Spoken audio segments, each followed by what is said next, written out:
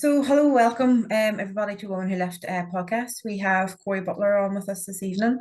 I hope you enjoy watching the video and listening. If you're not watching on YouTube, listening on the way to somewhere in the car.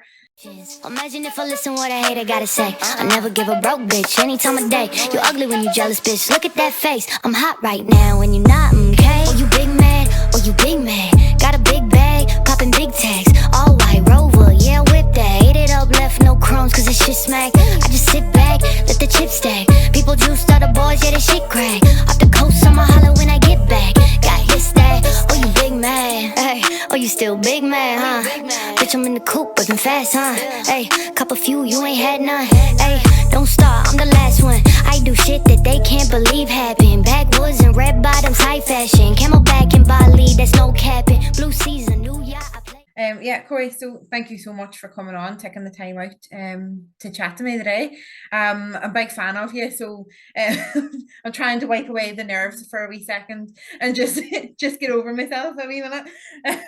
Oh, you're just Um, fine. it's always great to get the American girls on because it's so easy to get the English and Irish girls on because the time difference is exactly the same. So it can sometimes be Yeah. a bit of a pain in the ass to get the time difference a bit right. Especially when I think you're like 9 hours behind me or 7 hours behind me Mm, maybe. Something like that. Yeah. Yeah. So we'll start then. I'll just get you to introduce yourself a little bit. Just tell us in your own words who you are for anybody who doesn't know you that's watching. Okay. My name is Cori Butler. I am an open class pro strongwoman and living here in the United States. Cool. When did you get your pro card then? When did you get that? Because I know in America you have to get a pro card to do the professional shows to say. Yeah. In 2018 at the Arnold Amateur, I earned my pro card. So I've been competing pro since 2018. I've actually started competing 2015, I think, was my first actual sanctioned strongman corp show. Cool. What got you into strong woman or strong man? It was kind of an accident. I have two kids, and shortly after my son was born, I was just not really happy. I was an athlete all through high school and just not happy with the condition of my body. That and like I was doing things like playing, just like rec league volleyball, and just I wasn't happy with the shape that I was in, I guess, physically and aesthetically. So I joined a gym with a girlfriend of mine that I played volleyball with, and just started doing like the boot camp type stuff.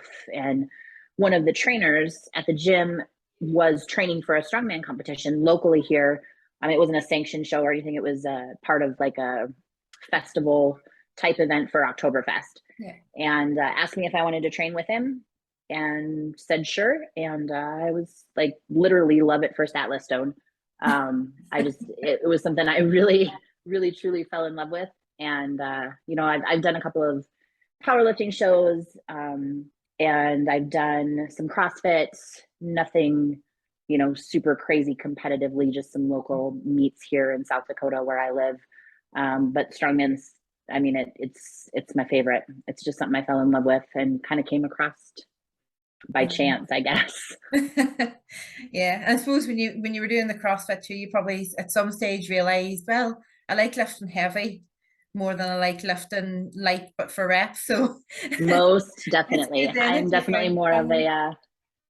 definitely more of a fan of the barbell and things other than the cardio stuff. I have a few CrossFit wads that are my favorite, and they're all just barbell heavy, like Yeah.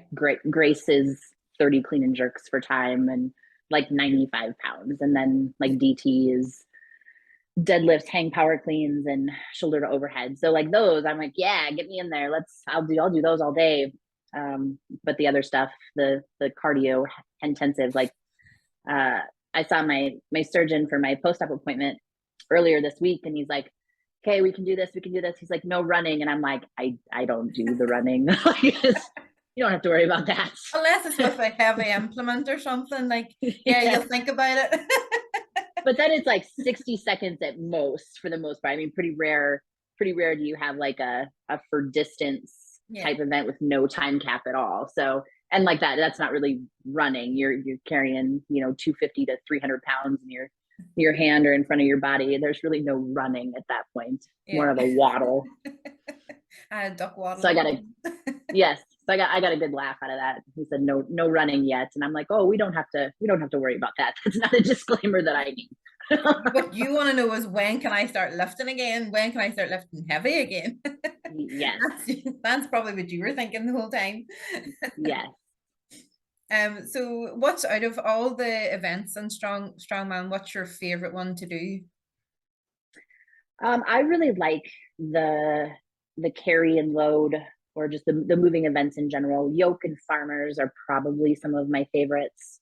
But with the exception of, like, I don't mind Husafell. I like a good Husafell stone. Sandbag carries are okay. Obviously, sandbag to shoulder is no longer, or has never been a favorite of mine, but is especially not a favorite of mine now. But I would say I move pretty well, and I move pretty well with a decent amount of weight. So that's probably my favorite. That's for sure my favorite. And then that takes us into your most recent competition, which is how you managed to, was it tear your bicep? I tore my distal bicep tendon. Yeah. Full tear there, and then I tore my bicep at the muscular tendinous junction. I'm hoping I'm saying that right, which is where, it's my understanding, is where the bicep tendon meets or attaches to the bicep muscle itself. So I had a muscle tear there as well. And then there's some evidence of nerve damage. We're kind of waiting to see, as part of my recovery, my rehab, like how extensive that's going to be, or is it something, if it's something that's going to kind of be repaired with the fixing of the other disastrous things that happened in my arm. So yeah, I mangled it pretty good. Is that the first time you've ever damaged that arm, or is it kind of been giving you bother for a while? I had a tear, not a complete tear, but just a minor tear in my subscap and my pec minor in 2018 at America's Strongest Woman during an Atlas stone load, but it wasn't anything that required surgery or any, significant time off. It was, I think I was kind of babied it for 3-4 weeks and was, it was fine. It was nothing that was super extensive. So it's my first major injury. Yeah. My first strongman related surgery for sure. Yeah, it sounded like I really teetered back and forth between surgery and not surgery. I mean, I've talked to very few people that have not had it repaired and been okay, and then even more people that have had it repaired. And I was really kind of on the fence just because of the recovery time. Like, they're telling me 6 months before I'm really back to heavy lifting, which nobody wants to be out for 6 months and go through the rehab and things. But after talking to a couple of surgeons, it seemed like for the extensive damage that I did, that surgery was the best way to go. It sounded like it was pretty popular consensus that I was only going to gain back like 70% of my strength and range of motion and things in that arm without surgery. So yeah, it ended up kind of being a no-brainer, but it's scary. I wouldn't recommend it. Super painful, way more pain than I expected for sure. Oh, I could imagine, definitely. And that was all in the middle of Clash as well, wasn't it? That was in the middle of that competition. So as you're saying, it was the sandbag, which is why you don't like sandbag to shoulder no more. It was actually the first time I'd ever done that event in a contest.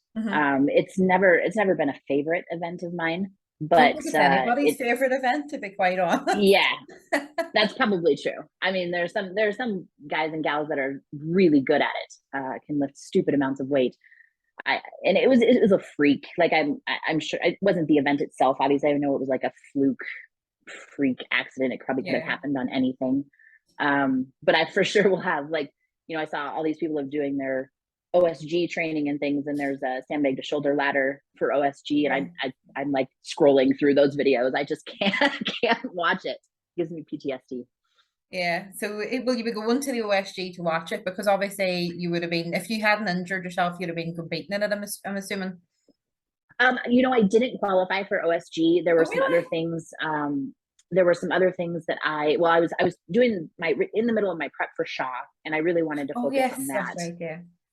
Yeah. So I didn't do the online qualifier, uh, but I do have several friends that are coming across the pond, and then several friends from around here that are going to compete. So I think I'm going to go down and just watch and help where I can. Somebody needs handlers or whatever. Just go watch. I don't get an opportunity very often to see Andrea and Annabelle and Donna.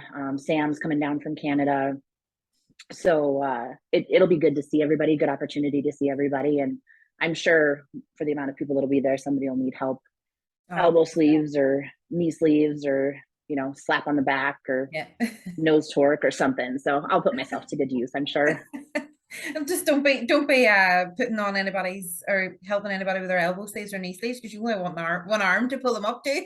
That's true. That's a good point. Yeah, I might be less useful than I thought. Back slaps might be okay, or the prep talks, Yeah, and just feeding them there you jelly go. babies during the show. There you go. That I can do. I'm good with snacks. I'm excellent with the snacks. So up until the sandbag in that competition, you had done a couple of the events before that. Mhm. Where were you sitting? You were sitting top Third.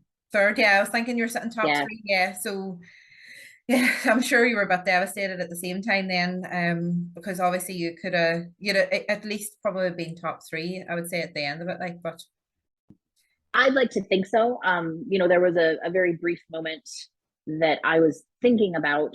We had two events left, and the next event after the sandbag to shoulder was the circus dumbbell. So there was a moment there where I was like, I wonder, can I wrist wrap this? Can I compression cuff this and get the circus dumbbell done?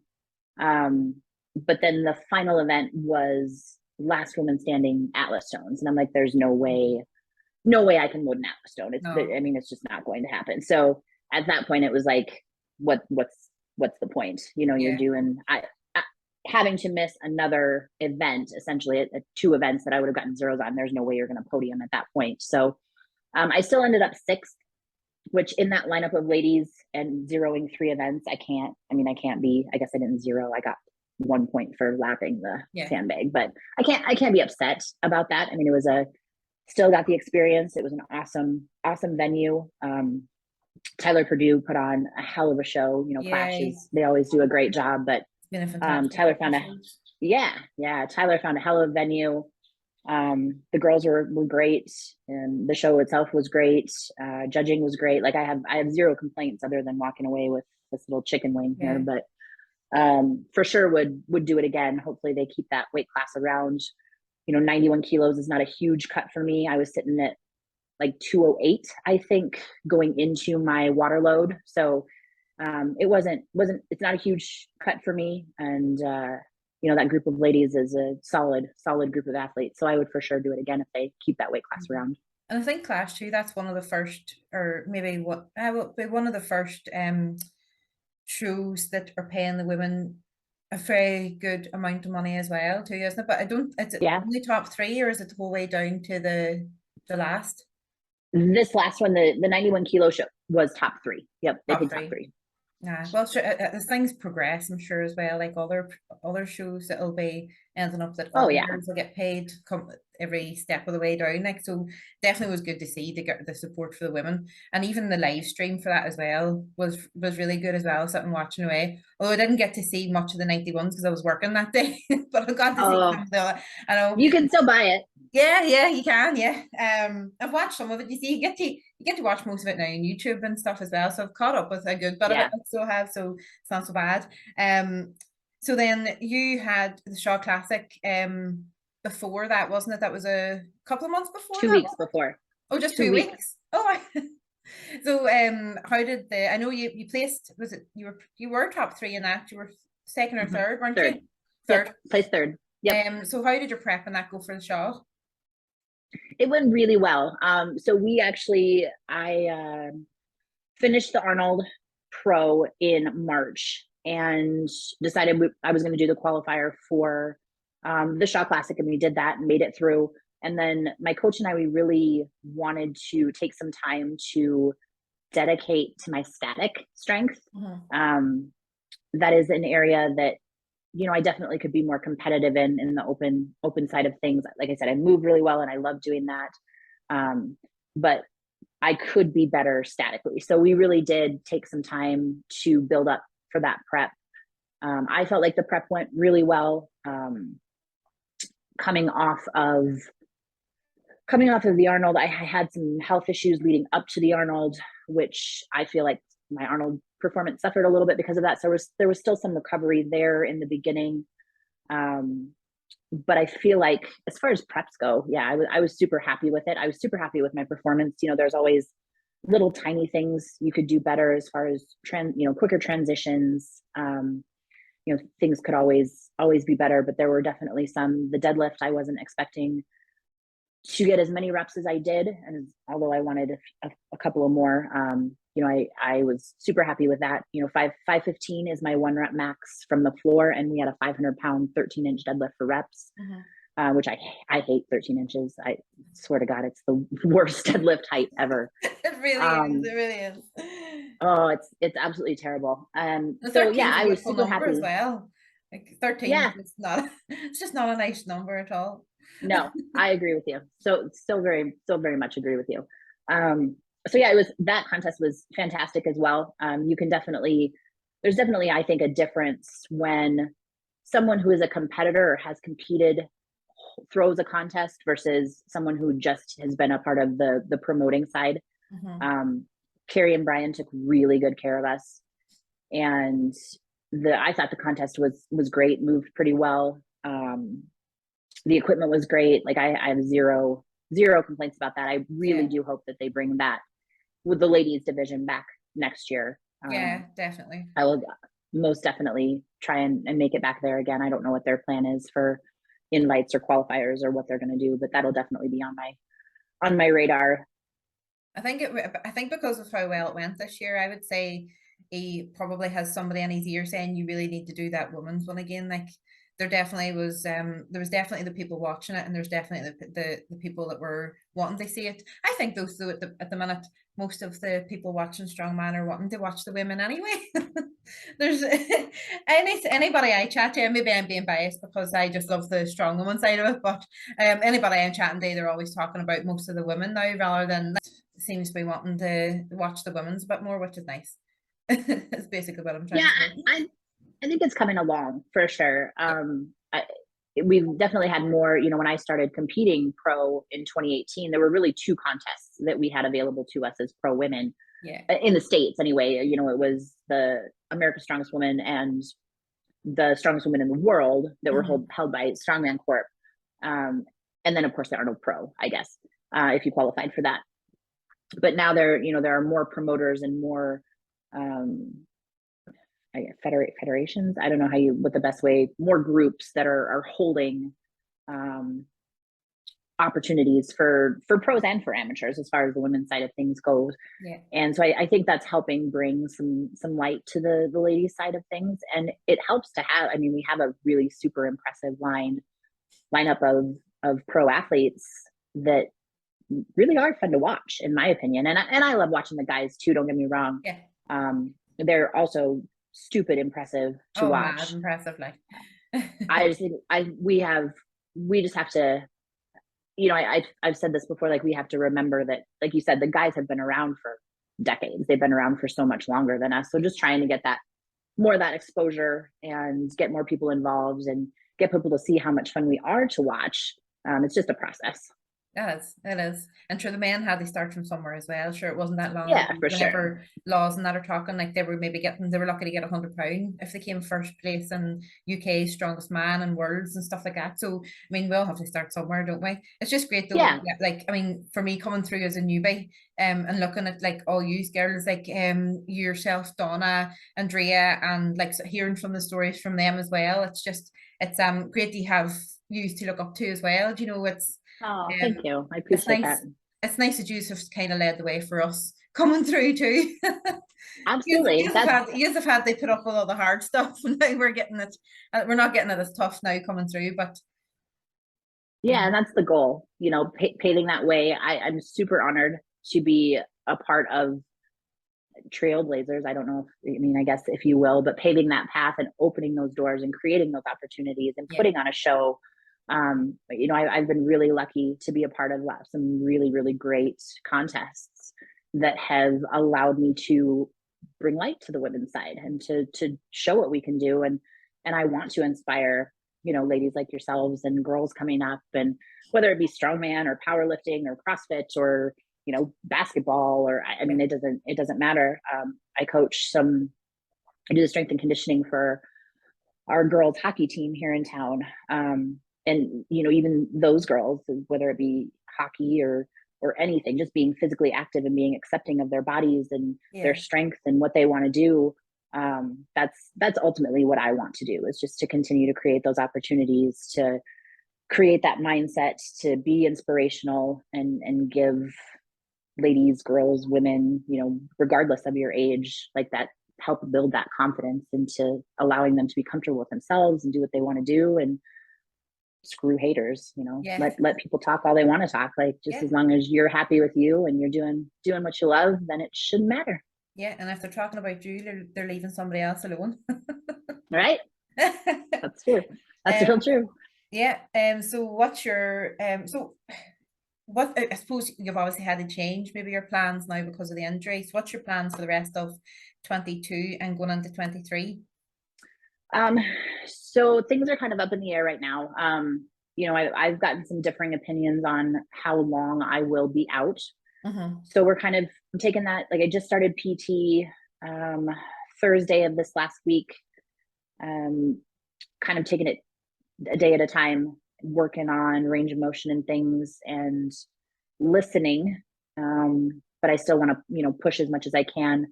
If it's 6 months, like they're telling me, then I'm hoping, you know, we don't know what's going to happen with the Arnold Pro.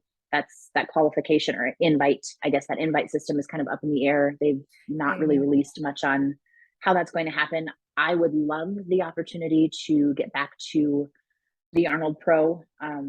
Just because of the setbacks I had last year, I would really like to go back to that stage and prove to myself, you know, what I can do healthy. So that's probably the next realistic, you know, there were some things that I had in the works here in the next few months that I just don't know that I'm going to be in fighting shape to do. So it's probably more realistic to say, you know, if I can get that invite to the Arnold Pro, that will probably be my next show. And then outside of that, I don't even know. We're probably looking at, you know, things like Shaw's contest. And, you know, I don't know where we're going to be. I'm not sure what the lineup is for Clash women's events or anything. So it's all kind of up in the air, unfortunately, at this point. Yeah. And if the opportunity came up to come over to UK, would you come over to compete in one of the competitions over here? Oh, hell yeah. Yeah, I would love to. Yeah, absolutely. I was actually going to come over.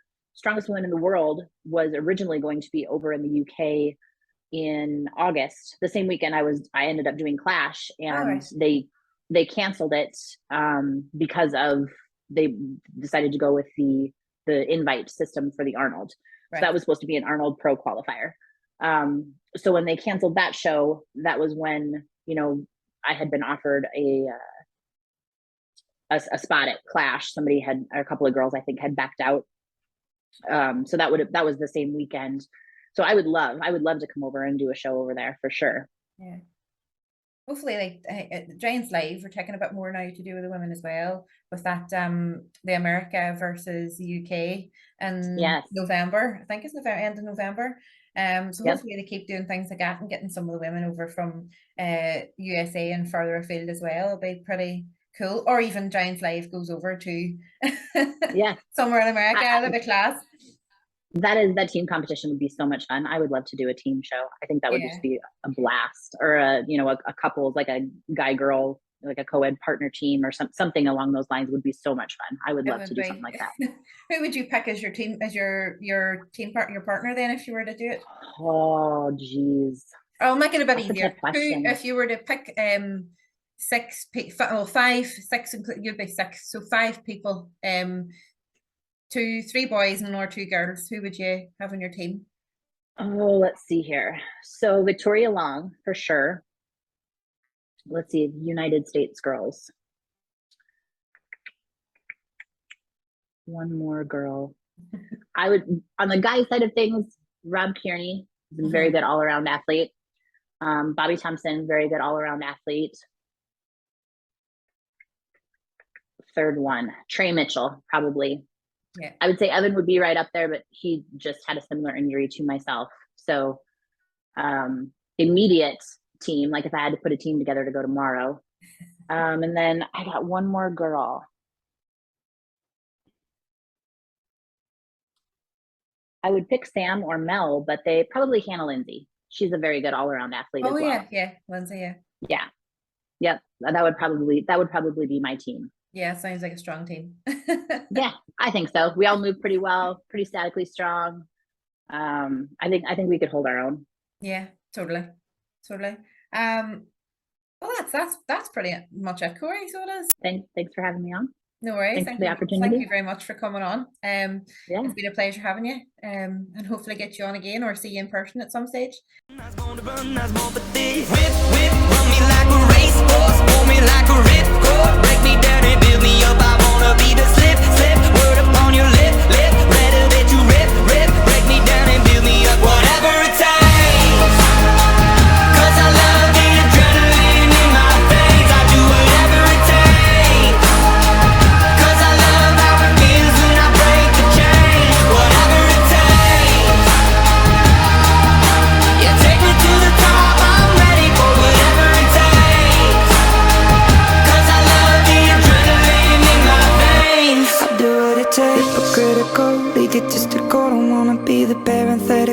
Hypothetical, working out of something that I'm proud of. Out of the box, an epoxy to the world and the vision we've lost. I'm in apostrophe.